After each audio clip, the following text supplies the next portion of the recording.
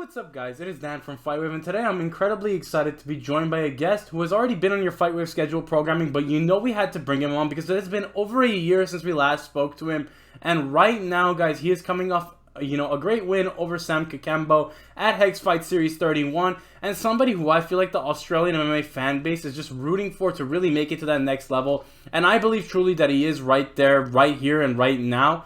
And I am none other than, the one, the only Mr. Jarrett Wilbraham with us today, who, is one of my favorite fighters personally. Jarrett, thank you so much for your time, brother. Last time we spoke, it was one of the best chats I've ever had on FightWave ever. And now we get to be joined by you again. Talk to us first and foremost about how you're feeling and how everything's been. Man, I feel great. It's always a pleasure to be back here on FightWave.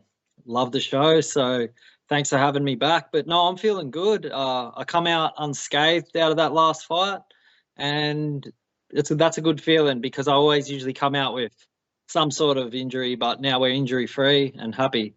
No, yeah, definitely. And I know for you, just the fight week as a whole, it was a pretty, not chaotic fight week, but the build-up to the fight itself was really just like one of the most chaotic fight weeks I've seen, or build-ups, because there was a lot going on behind the scenes. I know for you, just not particularly happy with the way things were handled, but the way that things were resolved, obviously you kept going, got to fight day, got the result you wanted.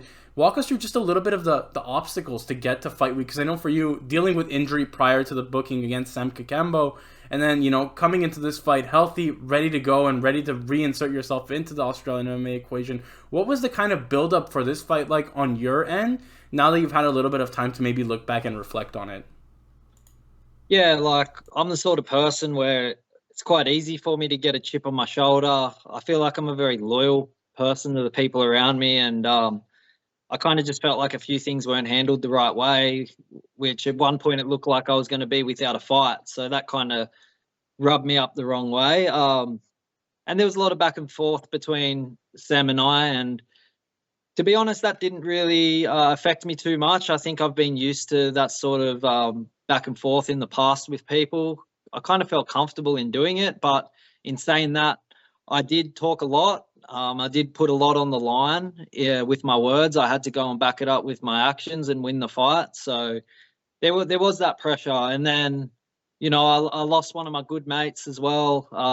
Found out about that as I was cutting weight. So it was like I was trying to juggle a whole heap of emotions, because fighting's just an emotional process by itself. Whether adding everything on, it just, snowballs. No, yeah, definitely. And first and foremost, I wanted to say my condolences to you for that loss. I know you lost someone very close to you, and just, like you said, the fight game it's an unforgiving one. And I know for you, just to be able to come out on top despite all those obstacles, it adds volumes to your character, life experience, and just so much more. So it was great to see you get that result. And then on top of that, really just, like you mentioned, come out of the fight unscathed, which is, in this day and age in the fight game, it's almost impossible for a lot of fighters. But for you, just to come out back, and not really have any significant damage. And then obviously the fight, I think it was a little bit divisive from a lot of people, really depending on how you scored that first round. We saw kind of a 50-50 up in the air, but the judges saw it for you. And just talk to me a little bit about your thoughts on the scorecards and just the criticism that maybe headed your way in your first fight back from injury. Yeah, I mean, it's always different when you're in there. It's funny because I felt like I won the first round. At the end of the first, I thought, yeah, I've got that. I actually thought that the second was closer, but that's just from me being in there. I know he landed a shot that kind of like dropped, it stumbled me to a knee, but I was able to get back up in the second and land some follow-up shots, which probably looked good for me as well. And then when I went and watched it back, because I wasn't very happy with it, at the time I thought could go either way. My corner was saying, no, you definitely won the first two. I wasn't too sure about that. As I was saying, the second was up in the air for me. But when I watched it back, I agreed. I'm like, I won the first two because, yeah, Sam held the center in the first two rounds, I guess. But that's not the number one scoring criteria. You can't just hold the center and expect to win a fight. You have to actually land some shots. And I don't think he even hit me with anything in the first round. And when I engaged in the fight, I was the only one that was engaging there. So I had control time against the cage. So I think everything points in the direction that I won the first two rounds. No, yeah, definitely. And I know immediately after that fight, a lot of people inserting you into that title picture with Hex if the call up didn't happen. And before we get into the scene in Australia right now, I actually wanted to take a step back and ask you, because I know when I spoke to Conor Flea, and I know you guys are definitely fond of each other, might I add, maybe not.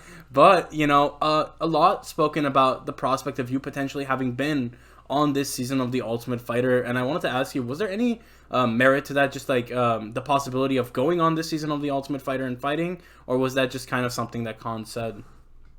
No, I actually thought that I was going to get onto the show. So yeah, I was through to like the final sort of interview thing, and we definitely thought that I was going to get onto the show. And then they ended up coming back to me saying that they decided to go in a different direction, and then Khan was called up for the Ultimate Fighter, which at the end of the day he did beat me in that fight, so I can't really complain about that. That is what it is. No, yeah, definitely. And just talking about your capabilities and your skill set, I definitely feel like if we see that fight ran back, I think it would be a fight of the night or performance of the night in any sense of the imagination if that fight's ever ran back. And just speaking to the quality of featherweights in Australia right now, Jared, I feel like you are at the top of that list, and I feel like it is very much a matter of not if but when you get that coveted call up. And right now, the scene, even at Hex 31, your fellow teammate Justin Van Heerden went in there and, in my opinion, did something that very few would do, and he put it all on the line just to get a fight. And I think that speaks to the volume of character that he has in the scene, and also the quality of, just the mindset he has. And my dog's barking in the background, guys. Apologies for that. But, just talk to me a little bit about your thoughts on that main event. And, should, maybe there's no call-ups or no, opportunities to step in on short notice, the prospect of maybe even sticking it through with Hex and fighting, because there is that storyline now with George Mongos and you potentially fighting next at 145. Yeah, no, we are fighting next. That fight between Sem and I was for the number one contender spot. So yeah, George and I are going to fight in September. There's no doubt about that. When I go and have a look at that fight, to be honest, I don't think George did anything but landed a few up kicks off his back and threw up a flying triangle. Like, it's no doubt who we could see who was the better fighter on that night. Justin was dominating the fight everywhere, but it's the fight game, and these things just happen. I do respect Mangos. I think he's a great guy. He's a great fighter, but he's been very critical of my fight, which I just find a little bit funny because a lot of people are talking about his fight, but he threw up a Hail Mary. He had nowhere else to go. And it's good for me to go off because he just fought one of my number one training partners. So I can see, I have the massive advantage of seeing in what areas I can capitalize against him. No, yeah, definitely. And when you talk about quality training partners, and, first and foremost, I feel like there's no better division in Australia right now other than 145. That is the number one division. But when you talk about quality training partners, you have the holy trinity of 145ers in Australia right now in the form of Justin Van Heerden, Alexander Volkanovski, who is arguably the greatest fighter to come out of Australia, period, and Seps as allies. So talk to me a little bit just about those conversations, because I know, of course, you guys don't want to fight each other. You guys all have that same goal in mind of making it to the top, but what is it like to train with those top quality guys and being able to see everyone, for the most part, just getting the results that they want to make it to that next level? Oh, it's incredible, like, to be a part of it and to go out and watch everyone, be so successful. It's unfortunate for Justin that was soul crushing, but for us guys to train with each other, you got to have a look. We are completely different fighters, all of us. Justin's got a real heavy grappling game, real crazy top pressure. Seb's a real karate guy, in and out, good counter fighter. Volk's Volk, everyone's seen how he fights. And then I'm like a long, tall, unorthodox, rangy fighter. So we're all so different, and we're able to give each other so many different looks that I think that's a huge contributing factor to our success. No, yeah, definitely. And when you talk about a gym right now, that anytime you call on them, anytime you make the call on Freestyle MMA, and credit to Joe Lopez for just instilling this mindset within his fighters, every time you guys show up. And that's very rare nowadays from a gym to have the continuous amount of people that show up time in and time out on the main stage and come and fight when it counts. Justin, stepping in, fighting, coming over from Eternal, fighting at HEX, putting it all on the line, basically almost had a pretty much had a golden ticket to the UFC, steps over, puts it all on the line, didn't go his way, but if there's anyone that's going to bounce back, of course, he's one of those guys. And then on top of that, Amina just fought for a title. Seth Zalai slated to fight for a title. Colby, I don't know what's going on with Colby. I hope we hear some fight news soon. You just coming off a win. It feels like the gym is just incredibly active right now. Talk us through just the mindset of getting back on track. Because I know there was a period of time late last year, where there wasn't a lot going on for everyone. It was just a lot of people tending to injuries and getting back on track. But it really feels like this year, we've seen you guys just step up, get back to what we all know you for, and just really be able to remind everyone why you guys are one of the best gyms in Australia. Yeah, it's been a bit of a hard run for a lot of us there. We train very hard. We train all the time. We don't take days off. We go hard. Injuries happen. There was a while there where you'd look up, we have a board with everyone's name and who they're matched up with. There was a while there where there was just like no opponents listed. And I thought I'd never seen that before. Like, it's very strange. But now we go back there. We got all the names back on the board. The ball's rolling. We all feel great. And for me personally, I think I just tried to push too hard for things. Like, I was injured at the end of last year, couldn't get a fight. We got closer to Christmas. I was ready to go, couldn't get a matchup. Tried for the Ultimate Fighter. That fell through. Found out I had bad neck injuries. Had to go and get on top of that. But during that time, I was really like forcing something that was never going to happen. And I felt like I was swimming against the tide. Once I kind of just stopped giving a shit about it and was like, you know what, just whatever happens, it happens. It all just kind of fell back into place.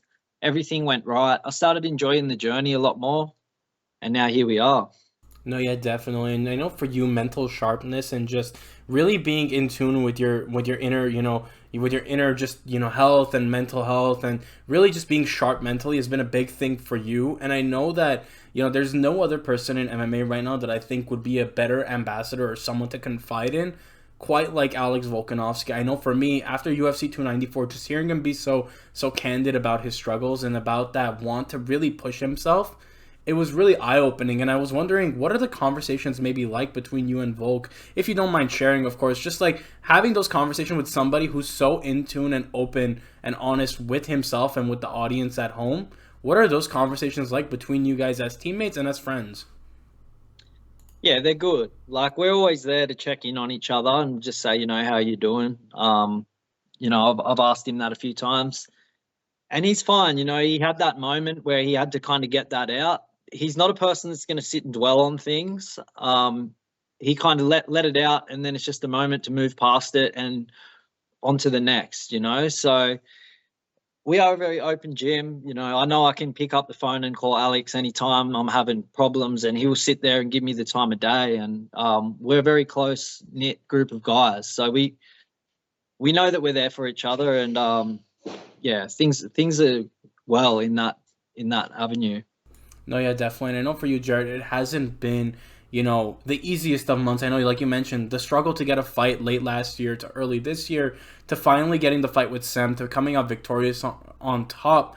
A big thing, I think, and we spoke about it last time very candidly, is this fight game, ever worth it? Because you keep going and going sometimes without the idea of that goal or destination in mind. And it really makes you question yourself in a lot of different ways. And you talk about combating those kind of feelings and being sharp mentally and just being ready for every opportunity, or maybe the realization that the opportunity may never come. Just being open and honest with yourself. And talk to me just a little bit about being able to deal with those conversations, remaining so sharp and steadfast in your goals. Yeah, I guess it's just not allowing things to knock you down too far.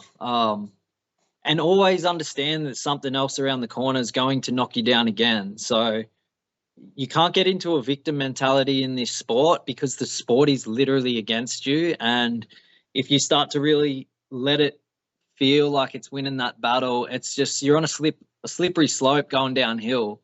So I always just acknowledge the fact that, things are bad, they're probably going to get worse. But if this is my true destiny to pursue this sport, and I do leave it in the hands of God, or the universe or whoever exists, that I just know that I'm like taken care of. And I really truly do believe that my life up to this point, things have played out for a reason, and it feels like there's been too much synchronicity for me to not acknowledge that.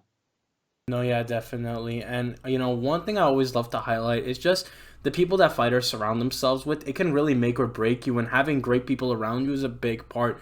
And I know for you, there isn't anyone quite bigger than your number one supporter in the form of your partner, Mackenzie, who's really just been there for you every step of the way. I know there was a very heartfelt message or Instagram post penned on Instagram just about the journey that you two have been on. I want to ask you, just in terms of having her on your journey, how important has it been for you just to have someone as understanding, supportive as her kind of be there for you and be able to be just someone to talk to and confide in about the struggles of the fight games? Because it seems like you guys are just like PB&J, salt and vinegar like chips, just the perfect duo. So talk to me a little bit about that.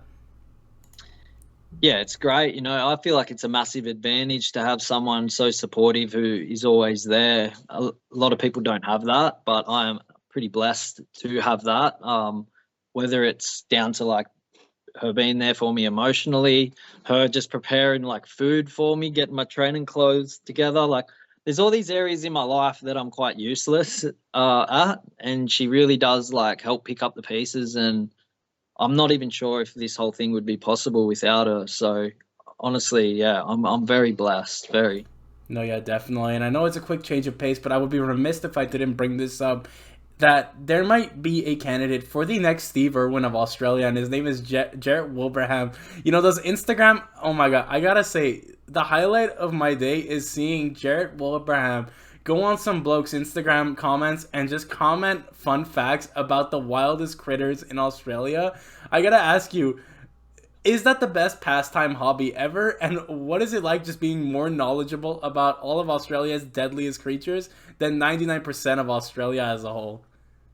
Yeah, well, I don't know how much truth's to it all, but you never let the truth get in the way of a good old yarn. So the thing is, like, we are so secluded from the rest of the world down here, and you could say anything online about Australia and people will believe it. No, I like pulling people's leg. Like, I like to pull their leg about it. It's only believable if it comes out of this country. So no, yeah, definitely. Just having the reputation for having the world's deadliest creatures definitely are able to insert some fear into the Americans that might be scrolling the Instagram comments. But, on top of that, Jared, just thank you so much, for the conversation. And, I have like two more questions I really want to ask you. You mentioned George Mongo's in September, and I know that's a month after UFC 305 in Perth. And, I know that there's a lot going on at 305 right now, but, I personally feel like Australia, just as a whole, there's so much talent. You at the short list of those guys I want to see fight at the big stage. What is your message to the UFC or anyone who may be watching this interview about just Jarrett Wilbraham as a fighter and what you bring? Because I feel like you and Justin and just so many of the other freestyle guys genuinely are on that short list to make it to the big show. And talk us through just the goals for this year, regardless of, whether that UFC call-up comes up or the big promotion call-up comes up. What are the goals for Jarrett Wilbraham? Maybe not even just as a fighter, but as a person. like, if I could speak to the UFC, I would say, look, I'm sorry for in the past calling for my spot in the UFC, and I apologize on behalf of everyone else in the country that's winning a fight and go and call me for the UFC, like Mangos 4-0 calling for the UFC. I want to go out, win a few more fights, and then they can call me. I don't need to go and demand a spot in the UFC. If they want me on their show, they'll watch my fights, and they'll pick me. So that's just my message towards them. But as a person, I'm going to keep on growing. There's still internal aspects within myself that are affecting my fights that I need to go back and work on. Because I'm getting a bit wild in there still. I need to go and address that. And I feel like it's something more psychological than anything else. So I'll go address those issues and I'll come back a new man September. Absolutely. And if the fight with George Mongos is confirmed for September, I gotta say, what a fight to have, and what a storyline. Just two great fighters and a tale of retribution or revenge, might I add. I know that's a theme that's been kind of floating around Australia right now, but I truly can't think of a better fight to make at 145. And Jared, thank you so much for your time. Your honesty is honestly such a refreshing take in the space right now. It's always a privilege and pleasure to speak with you, and continue to keep up with your career. I wish you the best, and keep up the amazing work. And to the fans at home watching, if you are not following Jarrett Wilbraham on social media, I will be linking his socials in the description down below. Be on the lookout for prospective fight news. As he mentions, a possible fight with George Mongos in September on the horizon. Check him out on social media. Support your local fighter. It goes a long way. It's been me, Dan from FightWave. Hopefully you guys have enjoyed. Do be sure to like, comment, subscribe, and have a great day, guys.